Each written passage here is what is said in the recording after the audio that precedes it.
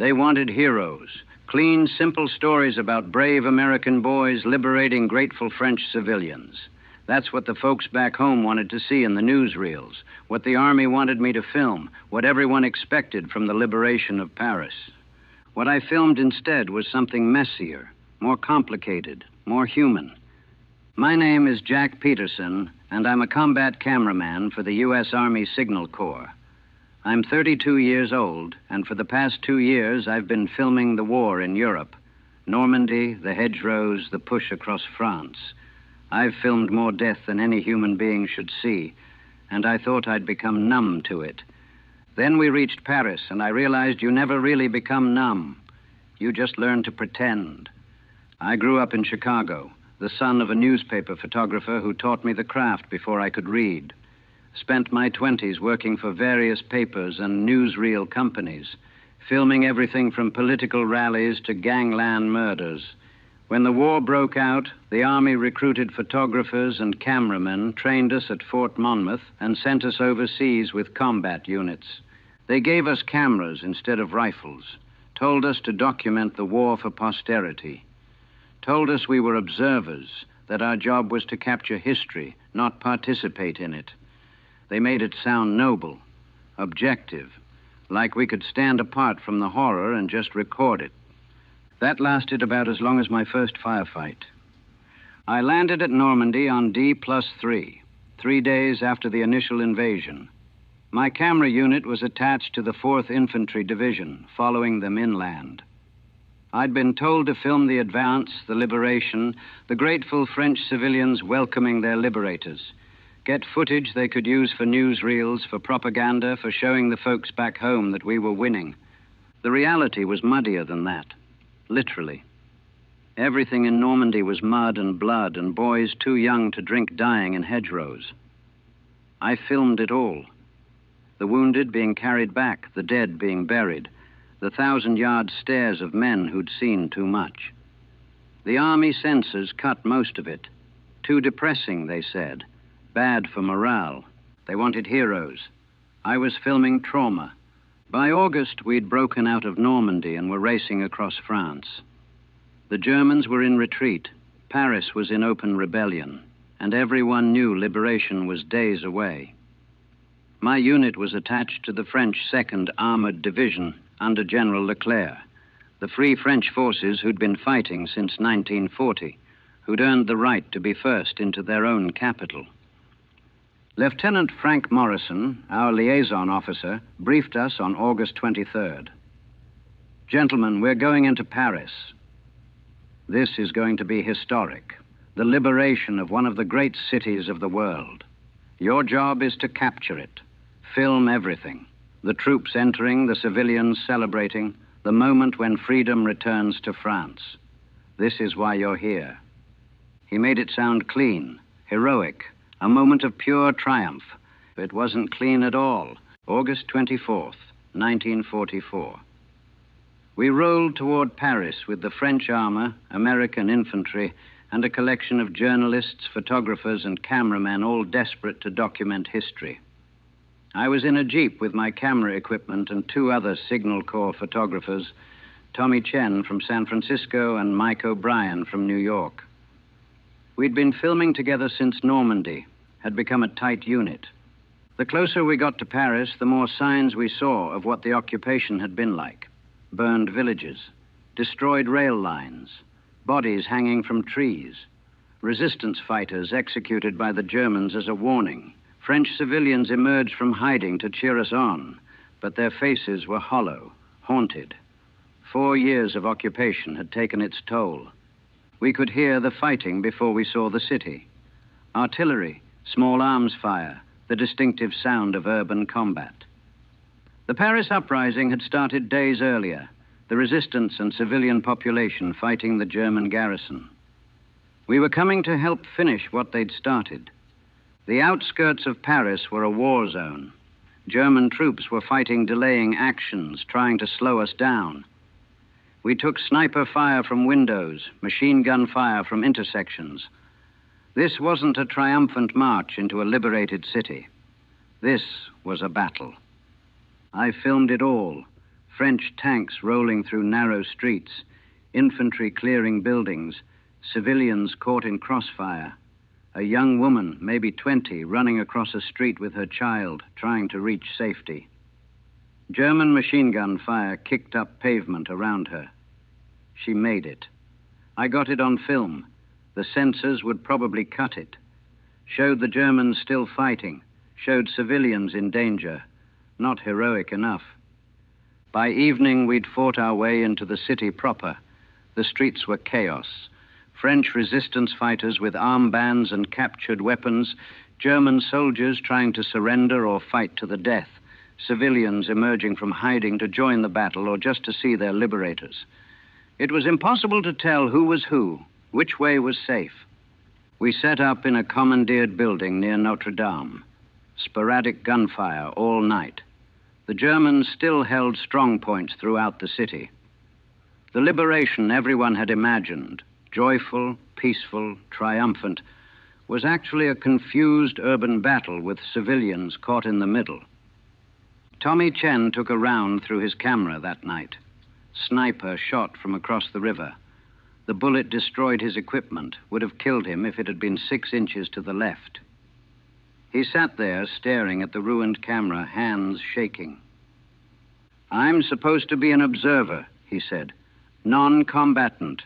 We're supposed to be protected." "Yeah," I said. "Bullets don't read the Geneva Convention." He didn't film anything the rest of the night, just sat there processing how close he'd come to dying while trying to document history. August 25th, 1944. The day Paris was officially liberated. The day that would appear in all the history books, in all the newsreels as a moment of pure joy and triumph. It wasn't pure anything. The German garrison was collapsing, but they were still fighting. Buildings still held by German troops needed to be cleared. Snipers still fired from rooftops. The city was celebrating, but people were still dying. I filmed General Leclerc's troops entering the center of the city. The crowds were massive. Tens of thousands of Parisians flooding the streets, cheering, crying, singing the Marseillaise. It was genuinely moving. After 4 years of occupation, they were free. You could see the joy on their faces, the relief, the disbelief that it was finally over, but you could also see the anger. They found collaborators that morning. French citizens who'd worked with the Germans, who'd profited from the occupation, who'd betrayed their neighbors. The crowd's joy turned to fury in seconds. I filmed what happened next, and I wish I hadn't. Women accused of sleeping with German soldiers, horizontal collaborators, they called them, dragged into the streets. Their heads shaved in public, stripped naked or near naked, paraded through the crowds while people spat on them and screamed. Some were beaten, some were children, teenagers who'd maybe just fallen in love with the wrong person. I kept filming, told myself I was documenting history, that this was important to record. But I felt sick. This wasn't liberation. This was vengeance, public humiliation, mob justice. Mike O'Brien lowered his camera. "I can't film this. This is wrong." "It's what's happening," I said. "Someone needs to document it." "For what? So people back home can see us liberating Paris by humiliating women in the streets?" He was right. The censors would never let this footage air anyway. But I kept filming because that's what I did. That's what I told myself I was there for, to document the truth, not just the propaganda version. The crowd found a real collaborator that afternoon, a man who'd informed for the Gestapo, who'd sent Jews and resistance fighters to their deaths. They dragged him into a square near our position. What happened next happened fast. They beat him. The crowd became a mob, and they beat him to death right there in the street. I filmed the whole thing, watched through my viewfinder as a human being was killed by other human beings, as liberation turned into murder, as justice became revenge. When it was over, the crowd dispersed, left the body in the street. People walked past it like it was garbage, like the life they'd just ended meant nothing because the man had been on the wrong side. I stood there with my camera, hands shaking, trying to understand what I'd just witnessed, trying to reconcile the joy of liberation with the brutality of vengeance, trying to figure out if I was a documentarian or a voyeur, if there was even a difference. Tommy Chen threw up behind a wall. Mike O'Brien wouldn't look at me, and I just kept filming because I didn't know what else to do. The official liberation of Paris continued over the next few days. General de Gaulle arrived, led a massive parade down the Champs-Élysées. Thousands of Parisians celebrated. The newsreels would show this, the triumph, the joy, the moment when France was free again. I filmed that too. It was real in its way. The celebration was genuine. People were genuinely happy, genuinely grateful. 4 years of occupation and now they were free. That mattered. That was true. But it wasn't the whole truth.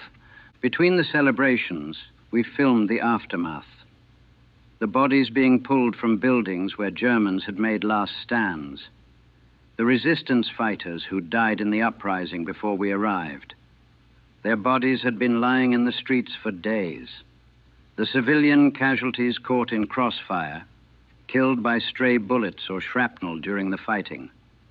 I interviewed a woman whose apartment building had been hit by German artillery during the retreat. She'd lost her husband and 2 children, stood there in the ruins of her home, surrounded by celebrating crowds, and she was just empty.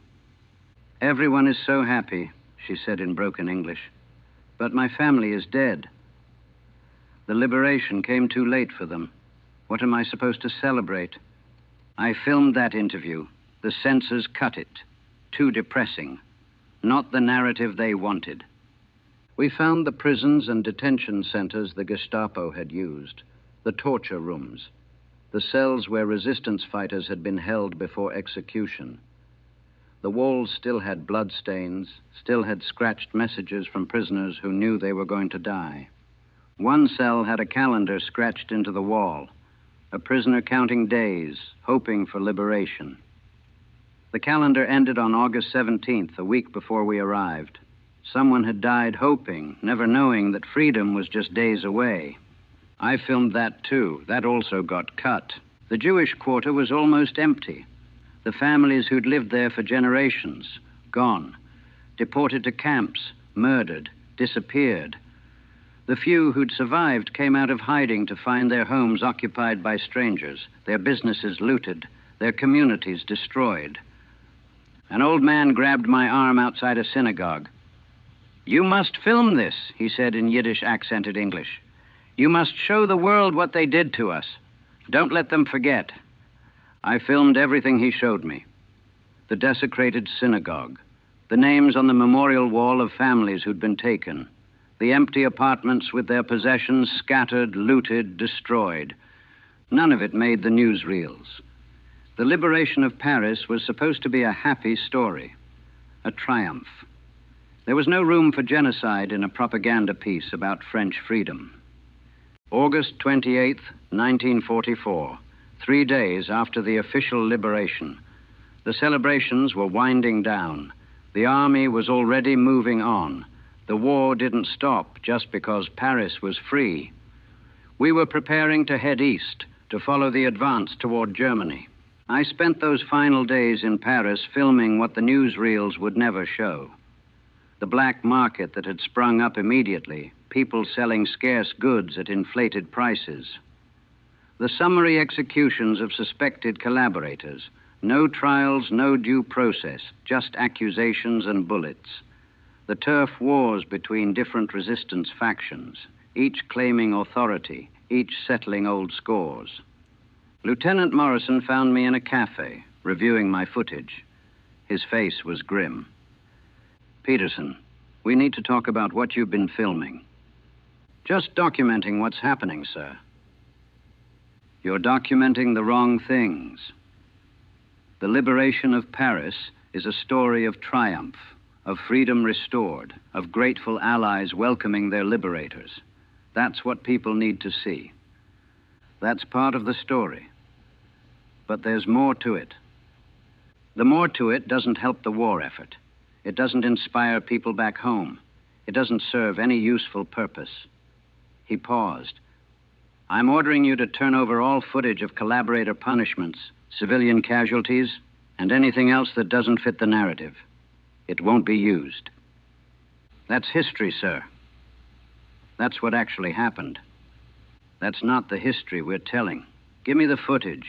I gave him most of it, kept some back, hid the film canisters in my equipment bag, told myself I was preserving truth, that someday people would need to see the whole story. But I knew the truth. I was complicit. Every time I filmed something and let the censors bury it, every time I focused my camera on celebrating crowds instead of executed collaborators, every time I chose the heroic angle over the complicated reality, I was participating in a lie. We weren't just documenting the war. We were creating propaganda, making mythology out of messiness, turning trauma into triumph for consumption by people who weren't there, who couldn't understand, who needed to believe it all meant something simple and pure. Mike O'Brien left Paris without saying goodbye. I heard later he'd requested a transfer out of combat photography, couldn't handle it anymore. Tommy Chen became more withdrawn, stopped talking between shoots. The joy of documenting history had died somewhere in the streets of Paris. For me, it was worse. I kept filming, kept doing my job, but I stopped believing it mattered, stopped thinking I was preserving truth. I was just another cog in the war machine, creating palatable content for home front consumption. The liberation of Paris that people would see in theaters, the version that would make the newsreels, that would appear in history books, that was real. The joy was real. The freedom was real. The gratitude was real. But it wasn't complete, wasn't honest. We'd edited out the complexity, the vengeance, the cruelty, the cost. We'd made it clean when it was messy, made it heroic when it was human, and I'd helped do it. It's been 3 months since Paris. We're in Belgium now, following the advance, filming the liberation of other cities. The pattern is always the same. Film the triumph, ignore the complexity, create the narrative that helps the war effort. I'm good at it now. Know exactly what angles the censors want, what stories play well, how to frame shots to maximize the heroism and minimize the horror. I've become an efficient propaganda machine. But I still have those hidden film canisters. The footage from Paris that doesn't fit the narrative. The collaborators being beaten. The woman who lost her family. The empty Jewish quarter. The summary executions. The complicated, messy human truth that doesn't work in a newsreel. I don't know what to do with it. Can't develop it while I'm with the army. They'd confiscate it immediately. Can't send it home. Censors check everything. Can't even tell anyone I have it without risking court-martial for disobeying orders. So I carry it with me. Hidden truth in film canisters, getting heavier with every city we liberate, every battle we document, every time I film the sanitized version while the real story happens just off camera. The folks back home, they see the newsreels and they think they know what the war is like. They see the liberation of Paris and think it was pure joy, pure triumph. They see the clips we send back and think they understand what's happening over here. They don't understand. Can't understand. We won't let them. We feed them mythology instead of history, heroes instead of humans, clean narratives instead of complicated truth. And we do it because that's what they need, what the war effort needs, what everyone tells us they need. But what about what's actually true? What about documenting reality instead of constructing propaganda? What about the promise they made when they gave us cameras? That we'd be preserving history for future generations? We're not preserving history, we're curating it, editing it, making it palatable. And in the process, we're losing something essential. The truth about what war does to people, all people, not just soldiers. The complexity of liberation, of occupation, of vengeance and justice, and the thin line between them. I think about that woman whose family died in the fighting, about the old Jewish man begging me to document what had been done to his community, about the teenage girls whose heads were shaved because they'd loved the wrong person. About all the people whose stories don't fit the narrative, who disappear from history because we chose not to film them or chose to bury the footage. They matter. Their stories matter. But the newsreels will never show them. Sometimes I wonder if I should have been a journalist instead of an army cameraman. At least then I could try to tell the whole story, could fight the censors, could argue for truth over propaganda. But I signed up for this. Took the uniform, took the assignment, agreed to the rules. Now I'm complicit in the lie we're telling. The necessary lie, maybe. The lie that keeps people back home supporting the war, that maintains morale, that serves the greater purpose of winning. But it's still a lie. The liberation of Paris was real. The joy was real. France was freed from 4 years of Nazi occupation, and that mattered. That was worth celebrating. But it was also messy and violent and complicated and human. It was revenge and justice and cruelty and grace all tangled together. It was the best and worst of what people do when they're finally free to act. And the version people will see in theaters? It's just the best parts. The triumph without the cost. The freedom without the vengeance. The myth without the reality. I helped create that myth. Every time I pointed my camera at celebrating crowds instead of executed collaborators, I chose what history would remember. And I chose wrong. Or maybe I chose right. Maybe people back home don't need to see the whole truth. Maybe they can't handle it. Maybe clean narratives and simple heroes are what's needed to win a war. I don't know anymore. What I know is this. The liberation of Paris wasn't what the newsreels show. It was more complicated, more human, more real than the sanitized version we created. And somewhere in my hidden film canisters is the truth we decided people didn't need to see. Maybe someday I'll develop that footage.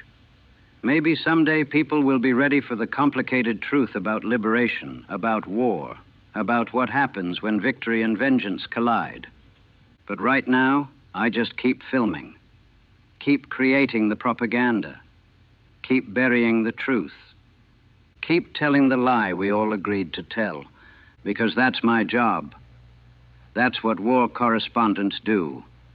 We don't document history. We construct it. We decide what matters, what people see, what they remember. And that weight, the weight of all those hidden truths, all those buried stories, all those people who disappear from history because we chose not to show them, that weight doesn't get lighter. It just keeps getting heavier. Every frame we don't film, every story we don't tell, every time we choose the myth over the reality. The liberation of Paris, historic, triumphant, joyful, and incomplete. That's what I'll remember. Not the version in the newsreels, the version that's still in those hidden canisters. The truth we decided wasn't useful. The reality we buried for the greater good.